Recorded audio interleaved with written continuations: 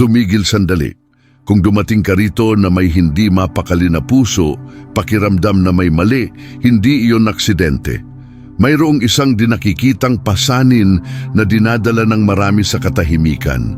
Ang pakiramdam na sila ay nabubuhay sa ilalim ng kung ano ang kanilang ipinanganak upang gawin, na tila ang bahagi ng kaluluwa ay natutulog, naghihintay para sa isang malinaw na tanda mula sa langit. Marahil ay sinubukan mong magpatuloy, makagambala sa iyong sarili upang maging matatag. Ngunit ang nananatili na impresyon na iyon ay hindi kailanman nawala.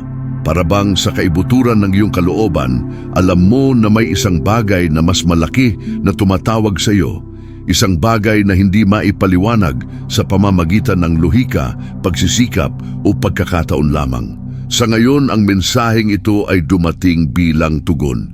Hindi dahil sa pagkakasala, kundi para ayusin ang mga bagay-bagay. Hindi para sa pagkalito, ngunit para sa paglilinaw. May mga pagkakataon na ang Diyos ay hindi bumubulong. Siya ay bumubulong. At kapag nangyari iyon, ang pagwawalang bahala ay mas mahalaga kaysa sa pakikinig. Manatili ka sa akin ng ilang minuto, dahil ang naririnig mo ay maaaring muling ayusin ang iyong pananampalataya, muling ayusin ang iyong mga pagpipilian, at buhayin muli ang isang bagay na tila nabura sa loob mo. At bago ka magpatuloy, mag-subscribe sa channel at i-on ang mga abiso, dahil dito hindi ka makakakuha ng mga komplikadong salita, nakakakuha ka ng direksyon. Naaayon ba ito sa iyong mga inaasahan para sa pagpapakilala? May mga pagkakataon na hindi naghihintay ang kalangitan. Hindi dahil nabiggo ka, kundi dahil naabot mo na ang limitasyon ng pagpapaliban. Ang tawag na ito ay hindi dumating bilang isang mungkahi, ngunit bilang isang matatag na paghila ng kaluluwa, pagputol sa ingay ng routine at pagkanta ng eksakto kung saan sinusubukan mong huwag tumingin. Ito ay direkta, personal at imposibleng malito. Kapag dumating ito, alam mo na ang lahat ng nasa loob mo, marahil ay naramdaman mo ito kamakailan ng hindi mo maipaliwanag. Pagkabalisa na hindi pangkaraniwang pagkabalisa, kakulangan sa ginhawa na hindi nawawala sa pahinga. Para bang may nagsabi, hindi na posible na magpatuloy sa parehong paraan. Hindi ito isang pabigat na durugin ka, kundi isang paggising. Tinawag ka ng langit mula sa automatikong gearbox. Ang tawag na ito ay hindi pumipili ng perpektong senaryo. Lumilitaw ito sa gitna ng pagod, pag-aalinlangan, emosyonal na kaguluhan. Nangyayari ito kapag sinubukan mong magpasya ng mag-isa at napagtanto mo na ang kapangyarihan ng tao ay hindi sumusuporta sa espiritual na kapalaran. Narito ang tawag ay malinaw. Mayroong isang bagay na handa na nangangailangan ng iyong pansin ngayon, hindi sa ibang pagkakataon. Ang pagwawalang bahala sa sandaling ito ay lumilikha ng ingay sa loob. Talagang nag-aaral, nagtatrabaho, nagsasalita, tumawa, ngunit may nagbago sa loob. Dahil kapag tumawag ang may lalang, hindi lamang ito tungkol sa pagbabago ng mga saloobin, kundi tungkol sa muling pagsasaayos ng pagkakakilanlan. At lahat ng bagay na hindi nababagay dito ay unti-unting nawawala ang kahulugan nito. Ito ay isa sa mga tawag na hindi sumisigaw sa harap ng karamihan, ngunit dumadaan sa iyo. Hindi ito nakasalalay sa panlabas na pagsang-ayon o sa agarang pag-unawa. Isa lang ang gusto niya sa una, ang handang makinig. Dahil ang mga nakakakilala sa panawagang ito ay hindi na muling bumaba sa parehong landas. Kapag ang tinig na ito ay nagpapakita, may isang bagay sa loob na nagbabago bago ito magbago sa labas. Walang ingay, walang pagkalito, walang panlabas na presyon. Para bang ang isang susi ay nakabukas sa espiritu na nagpapakita na ang buhay na iyong ginagalawan ay hindi ang hangganan ng kung ano ang handa. Hindi ito lumilikha ng takot. Ginigising nito ang konsensya. Bawat salita ay may kabuluhan, ngunit may direksyon din. Nakikinig ka at sa parehong oras, nakikita mo ang iyong sarili ng mas malinaw. Ang mga bagay na tila normal ay nagsisimulang maiinis ka. At ang mga lumang pagpipilian ay nagsisimulang mangailangan ng revision. Hindi dahil may nagsabi sa iyo, kundi dahil may isang bagay sa iyo na tahimik na muling naayos. Ang tinig na ito ay hindi nakikipagkompetensya para sa pansin ng mundo. Pumasa. Hanggat ang mga opinyon ay dumarating at pumunta, nananatili sila. Maaari mo ring subukang huwag pansinin ito, ngunit pansinin na bumabalik ito sa iba't ibang paraan sa hindi inaasahang pagkakataon. Siya ay matigas ang ulo, dahil hindi siya dumating upang mapukaw, ngunit upang maging nakahanay. May panloob na pagkilala na mahirap ipaliwanag. Pakiramdam mo ay nakasulat na ito sa iyo, na para bang nagpapaalala lamang ito sa iyo kung sino ka talaga. Hindi ito kakaiba. Sa kabaligtaran, ito ay tunog pamilyar, tulad ng isang bagay na palaging naging bahagi ng kakanyahan nito, ngunit nawala sa loob ng ilang sandali, at doon nagsisimula ang kilusan. Bago magbago ang mga pangyayari, ang boses na ito ay nagbabago ng axis. Itinatama nito ang iyong paningin, muling nakalibrate ang iyong pagiging sensitibo at nagtatakda ng entablado para sa mga hakbang na hindi pagganap na naihayag.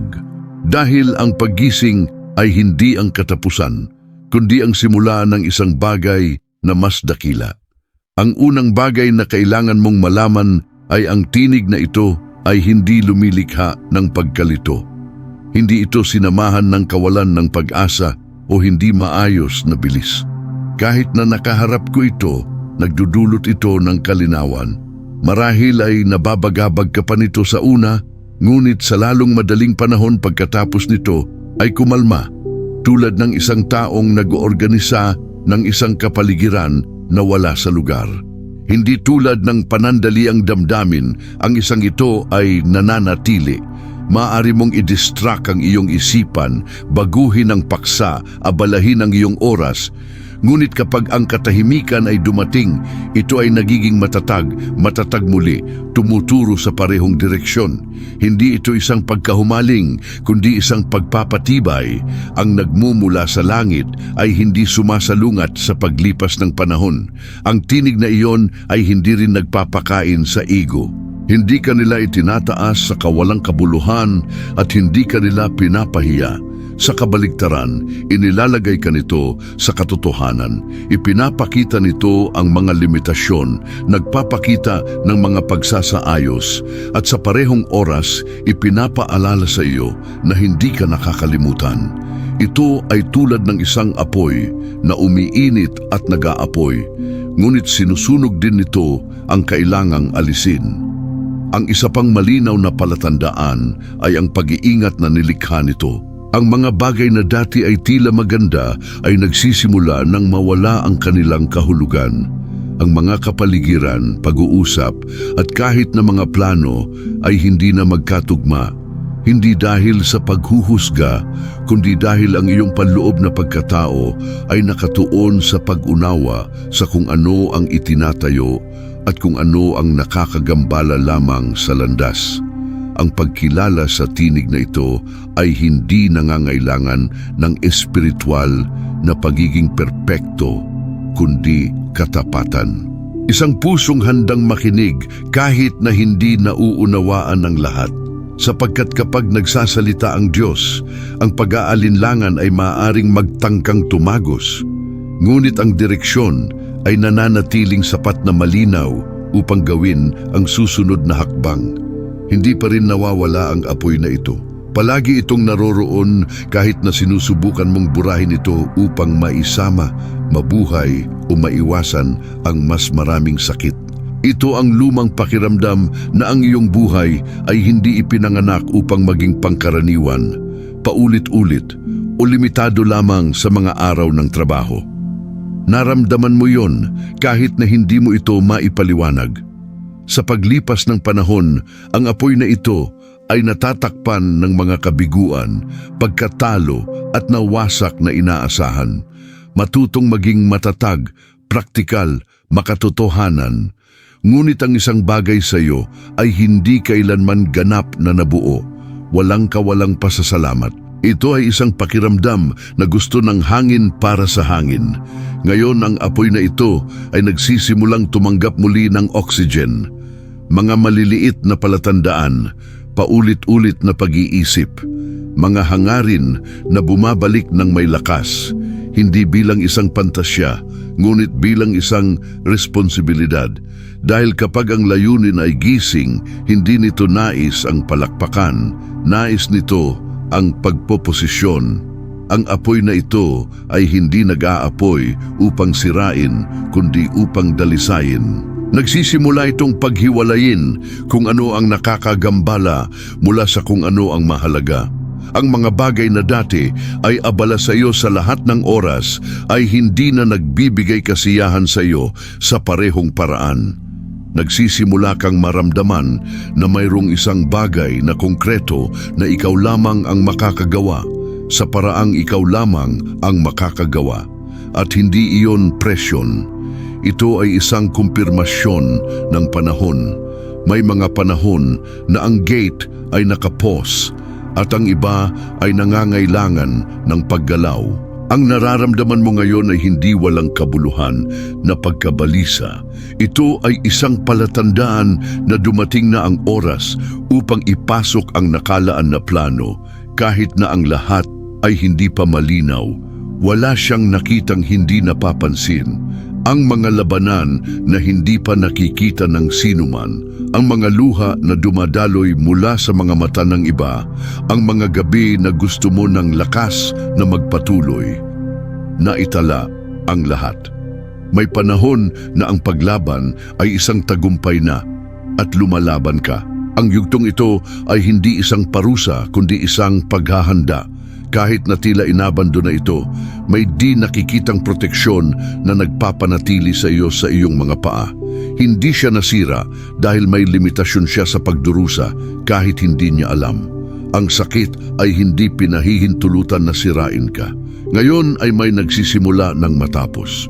Hindi dahil napagpasyahan na ang lahat, kundi dahil naisakatuparan ng siklo ang dapat nitong makamit.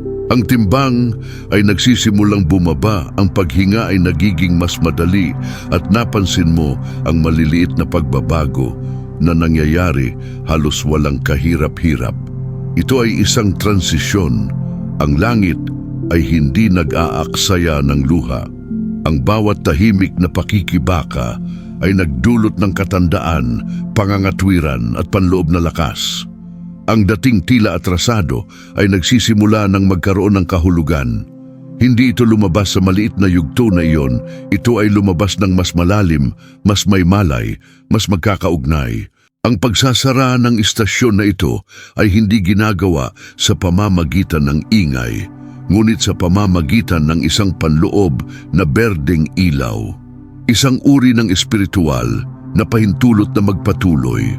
At kapag nangyari iyon, ang mga pintuan na nakalak noon ay nagsisimulang tumugon sa iyong paggalaw lamang dahil natupad na ng sakit ang tungkulin nito.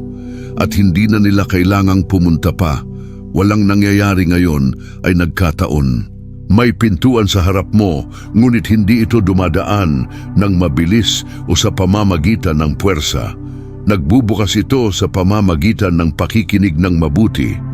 Bago ang panlabas na paggalaw, isang panloob na pagwawasto ang nagaganap na parang ang puso ay nakatune upang hindi ito pumasok sa maling oras. Ang pakikinig dito ay hindi lamang pakikinig sa mga salita. Napapansin nito ang mga banayad na pahiwatig, hindi inaasahang pagkagambala, pagkaantala na nagpoprotekta at mga appointment na tumutugma. Kapag natuto kang makinig, nauunawaan mo na kahit ang mga paglihis ay may layunin. Ang daan ay nagsisimulang magbukas ng paunti-unti, hindi lahat ng sabay-sabay.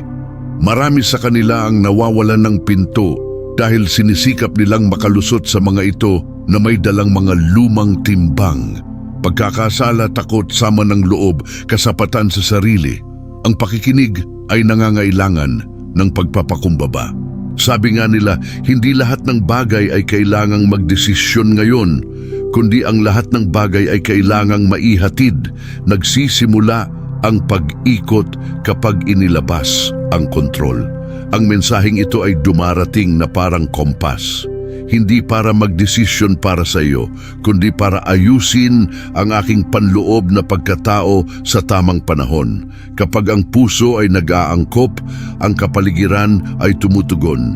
Ang tila na harang ay nagsisimulang bumagsak, hindi dahil sa labis na pagsisikap, kundi dahil sa pagkakahanay.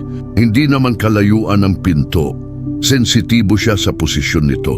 At habang mas nakikinig ka, mas napagtanto mo na ang pagtawid sa bansa ay hindi magiging isang paglukso sa dilim, ngunit isang matatag na hakbang na sinusuportahan ng direksyon.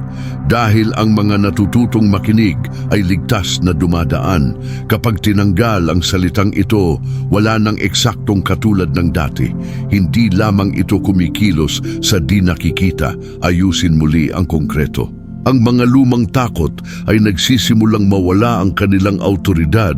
Ang mga naglilimita sa mga saloobin ay nakaharap sa isa't isa, at kung ano ang tila tiyak ay nagpapakita na hindi kailanman nagkaroon ng huling salita. Ang tinig na ito ay hindi tinatanggihan ng katotohanan, ngunit muling pinag-iisipan ito. Ang mga utang, pagtanggi, saradong pinto, at hindi nalutas na mga kwento ay hindi mahiwagang nawawala, ngunit nawawalan sila ng kontrol sa iyo. Ang banal na salita ay lumilikha ng isang bagong aksis mula sa kung saan nagsisimula kang makita ang mga pagkakataon, samantalang dati ay may mga pagharang lamang. May isang makapangyarihang bagay na nangyayari kapag nakikinig ka at naniniwala. Sa loob, nagbabago ang kanyang posisyon. Sa panlabas, ang kapaligiran ay nagsisimulang tumugon. Hindi dahil pinilit mo ang mga resulta, kundi dahil tinanggap mo ang isang katotohanan na mas malaki kaysa sa takot. Ang pahintulot ay isang malikhaing gawain. Ang salitang ito ay nagpapakita rin ng mga tahimik na kasinungalingan na tinanggap mo sa paglipas ng panahon. Mga ideya tulad ng, hindi ito para sa akin, lumipas na ang panahon, hindi ko ito magagawa. Kapag lumabas ang katotohanan, nawawalan ng kapangyarihan ang mga tinig na ito. Kung ano ang paralisado sa iyo bago magsimulang umatras, kahit na hindi pa ganap na nagbago ang sitwasyon, may naitatag na, inayos na ang daan. Sapagkat ang salita na nagmumula sa langit ay hindi nagbabalik ng kahungkagan, lagi nitong tinutupad ang layunin na nagsisimula sa loob at lumalawak sa labas sa tamang panahon. Ganyan ito palagi. Ang mga ordinaryong tao sa hindi inaasahang mga sitwasyon ay nakinig sa isang direksyon na hindi agad makatwiran. Si Moises ay nagtatago, nagsisikap na mabuhay ng malayo sa lahat ng bagay nang tawagin siya upang harapin ang pinakainiiwasan niya. Hindi ito paghahanda ng tao. Ito ay isang malakas na tugon. Si David ay wala sa larangan ng digmaan o sa pansin. Inasikaso ko ang mga bagay na ayaw makita ng sinuman. Pero pagdating ng panahon, nalaman ng aktres kung nasaan siya. Sa katunayan, ang tila pagiging atrasado ay isang tahimik na konstruksyon ng pagkatao. Narinig ni Jose ang mga pangako ng maaga at naharap sa maraming taon ng hindi pagkakaunawaan. Pinagtaksilan, nakalimutan, pinakintab. Ngunit ang tinig na nagsalita sa kanya noong una ay hindi nagbago. Ang bawat mahirap na hakbang ay hindi nag-neutralize ng tungkulin, kundi perpekto lamang ang kakayahan nito na itaguyod ito kapag natupad na ito. Hindi naghahanap ng trabaho si Esther. Nakaposisyon na siya. Nang dumating ang oras, kailangan niyang magpasya kung mananatiling ligtas o sasagutin ng tawag na maglalagay sa panganib ng lahat.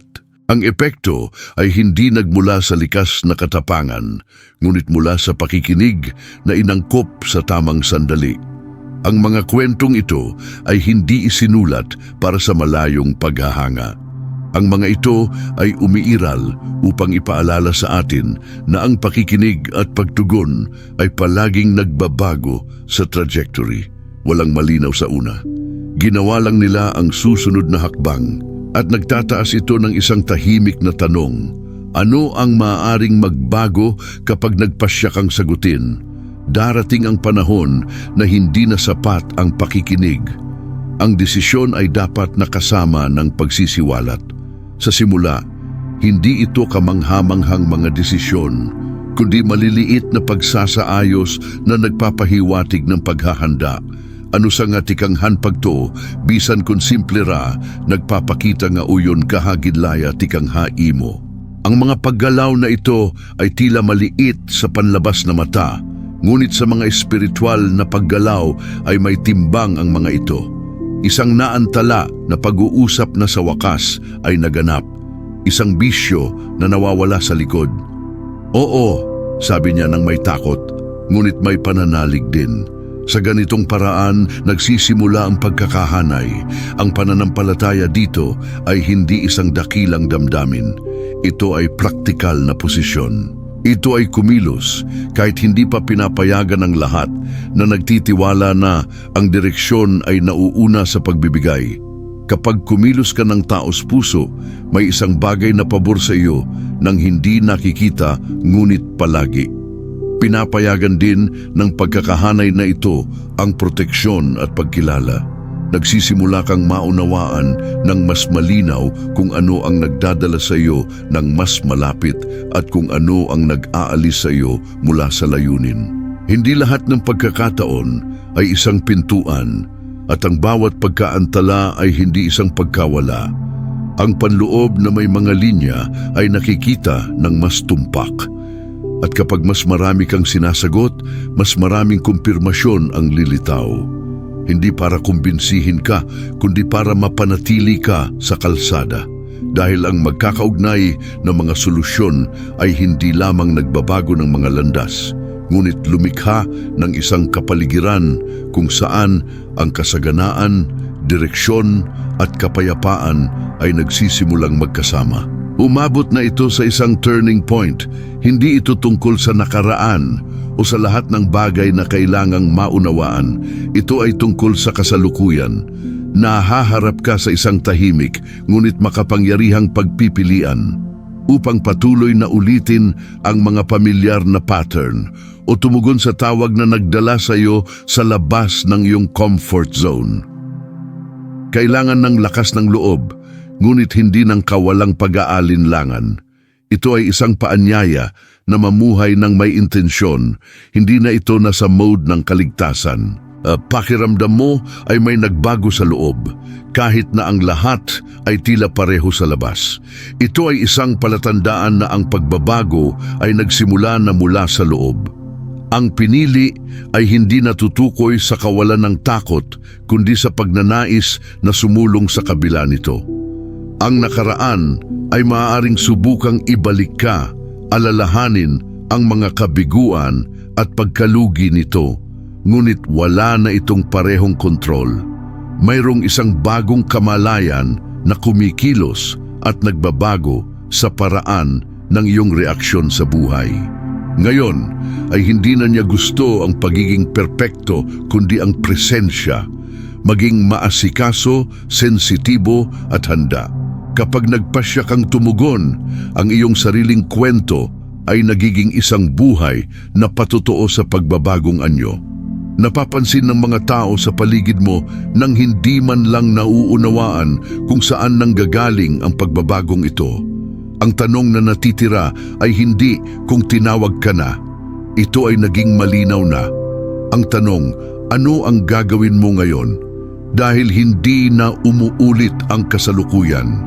Dumaan ka na lang sa kanya o kaya naman ay isang mithiin na nakamit. Ngayon na narinig mo na ito, kailangan mong harapin ang isang bagay na taos puso. Ang tawag ay hindi lamang nangangailangan ng emosyon, kundi pati na rin ng isang tugon. Hindi bukas, hindi kapag ang lahat ay magiging perpekto, ngunit batay sa mga malay-tao na desisyon araw-araw. Ano ang alam mo sa iyong sarili na kailangang baguhin? Ano ang dapat mong ipagpaliban dahil sa takot, pagod o kawalang katiyakan? Marahil ang pagbabagong anyo ay hindi nagsisimula sa isang malaking paglukso, ngunit sa isang simpleng pagsasaayos. Isang kinakailangang pag-uusap, isang hakbang ng pananampalataya, isang posisyon na iniwasan mo. Tanungin ang iyong sarili, nabubuhay ba ako ayon sa kinilala ng aking espiritu bilang katotohanan? O nag-iipon lang ba ako ng mga signal ng hindi kumikilos? Ito ang panahon upang itigil ang espiritual na kaligtasan at simulan ang pamumuhay na may isang layunin. Hindi ito tungkol sa paggawa ng lahat ng iyong sarili, ngunit pagsunod sa ipinahayag na tagubilin. Kapag lumipat ka, kahit na may mga paghihigpit, ang kalsada ay tumutugon. Kung ang mensaheng ito ay naantig sa iyo, huwag itong baliwalain. Upang magbunga, hindi lamang isang pagmumuni-muni, at upang patuloy na makatanggap ng patnubay, pananaw at mensahe na nagbibigay kapangyarihan sa iyong paglalakbay, mag-subscribe sa channel ngayon at i-on ang mga abiso. Dito ang bawat piraso ng nilalaman ay isang paanyaya upang sumulong.